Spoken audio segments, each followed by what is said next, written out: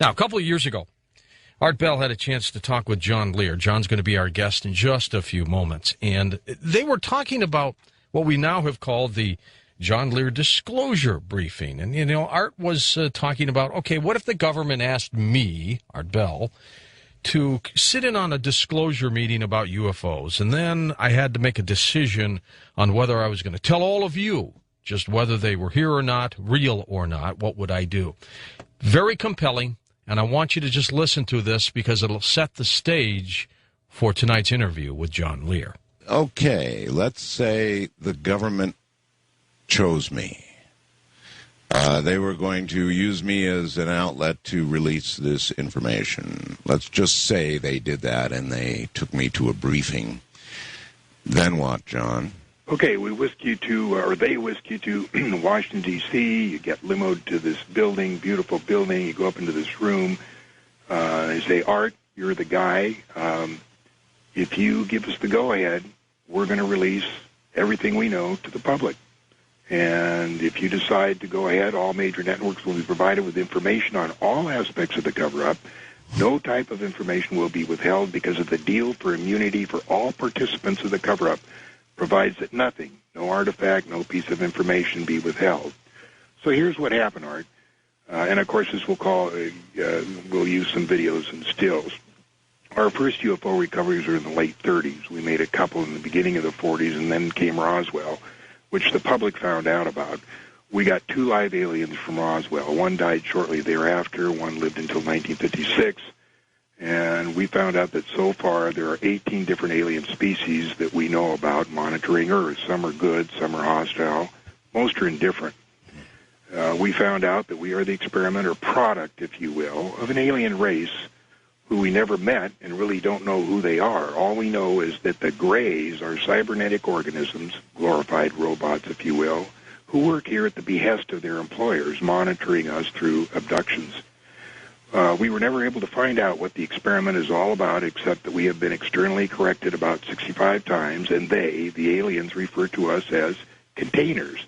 There has been speculation that the souls our bodies contains is the reason for the experiment, but nothing has been proven or determined. Since 1938, we have lost over 200 aircraft to UFO hostilities and thousands of soldiers in all kinds of different kinds of action with aliens. Since that time, several 100,000 civilians have disappeared with no trace. Several thousand were eliminated by us because of their chance encounters with aliens, which we could ill afford to have publicized. A slightly more frightening phenomenon known as human mutilations have occurred on a regular basis and are similar to the cattle mutilations in that the humans are taken from the street, so to speak, and returned to the same area about 45 minutes to an hour later, with their rectums cored out, their genitals removed, their eyes removed from their sockets, and completely drained of blood. In all cases, it appears that the mutilation procedures occurred while the persons were still alive and conscious. One of our scientists speculated that apparently the human specimens had to be alive for the samples to be worth anything. Abductions occur on a daily basis throughout the United States to at least 10% of the population. And when we first became aware of this, we protested to the little gray being that we held in the captivity at the YY-2 facility at Los Alamos, but a deal was struck that in exchange for advanced technology from the aliens, we would allow them to abduct a very small number of persons, and we would be periodically given a list of those persons abducted. We got something less than the technology we bargained for and found that the abductions exceeded by 1,000,000-fold what we had naively agreed to. In 1954, President Eisenhower met with a representative of another alien species at Muroc Test Center, which is now called Edwards Air Force Base. This alien suggested that they could help us get rid of the Greys, but Eisenhower turned down their offer because they offered no technology. At this point, it became apparent to all involved that there was no such thing as a God, at least as the public perceives God. Certainly some kind of computer recorder stores information, and an occasional miracle is displayed by the aliens to influence a religious event. So this so unnerved Eisenhower that he had In God We Trust put on paper money and coins and put into the Pledge of Allegiance to reaffirm the public belief in God. Shortly after this, it was determined at meetings between the U.S. and Russians that the situation was serious enough that a Cold War should be manufactured as a ruse to divert attention of the public away from UFOs and towards some other scary threat, the H-bomb. Wow. It was also decided to keep the ruse secret from any elected or appointed official within both the U.S. and Russian government, as long as it took so long to vet these officials, and the ruse was easier to manage if the top people didn't know about it. In the late 1950s, NASA was formed to compartmentalize, containerize, and sanitize information from all space platforms and vehicles. We sold NASA to the public, claiming that all information would belong to them. Actually, they got very little, and even that was highly sanitized.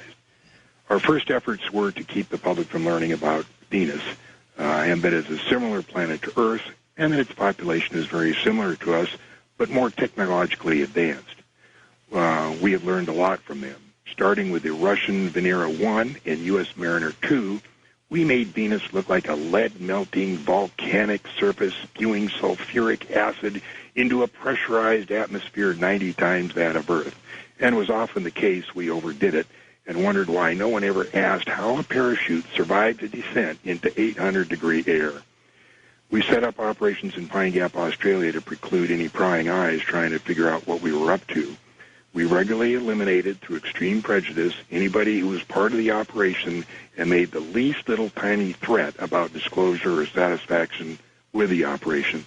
Any space mission that included Mercury, Gemini, Apollo, Mariner, Voyager, Clementine, and all the rest, all data initially came transmitted to Pine Gap, and then it was relayed to JPL or wherever after the sanitizing. We had a little trouble with amateur radio operators, but we figured out when they figured out how they could intercept these signals, but we managed to deal with that. When the Russian threat began to fade, we introduced Vietnam, which kept the public occupied for over 10 years. The cover-up and the personnel to run the operation began to get bigger and bigger and required more and more money. We were enforced to inflate the defense budget, which soon was not enough. Then we got into the drug business, which was still not enough. We were the ones that looted the savings and loan industry and Wall Street to boot. It is so out of control now, most people want immunity and want out. But there is so much secrecy and so many double and triple blinds in place that it is unlikely that this thing can ever be dismantled. And even if you give us the go-ahead to spill the beans to the public, it's unlikely they will get anything more than, yes, we recovered a flying saucer, and yes, there was an occupant, but that's all we're going to tell you. So go ahead and roll the tape for Mr. Bell. What you see here are the human mutilations look like. That one was a male about 27 years old. Now, that film is of dead aliens being pulled from the wreckage of their craft that crashed in Atlanta, California in the 50s. That craft you see over there was over 250 feet in diameter and had to be buried on the spot. That site is in Utah near Dugway Proving Grounds. The object that you're looking at now is the Kecksburg Acorn, which was brought to Wright Pat in the middle 60s. There's Frank Drake trying to force information out of a being tied down to that stretcher. He was supposedly from Tau Ceti. These pictures you're looking at now are the structures on the moon. That's the tower in Sinus Medai. It's over 7 miles tall. And that thing there is what we call the Colossus of Agurum in Mare Crisium. We don't know what it does, but the machine itself is bigger than Brooklyn, New York. Now, those are videos of the domes covering the craters. You can see that some are in a very advanced state of decay. Now, these are 5-second slides of the 18 different alien species we are looking at.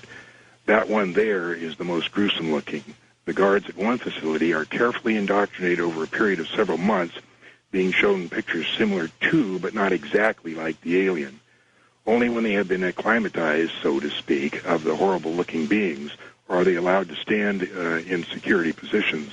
Before these acclimatations were done, we had 2 guards die of a heart attack as these aliens came down the hallway unexpectedly. And this last clip is of the Kennedy assassination. You've heard of the second gunman theory. Well, this is the second camera that recorded exactly what happened. We had 4 gunmen. And the bottom line was Kennedy had to go. He insisted on releasing what little alien information we had told him about, and he was trying to withdraw troops from Vietnam, which we were using as a diversion for the public. After the Kennedy, we never told any president anything. Nixon knew because he was briefed as VP in 1952.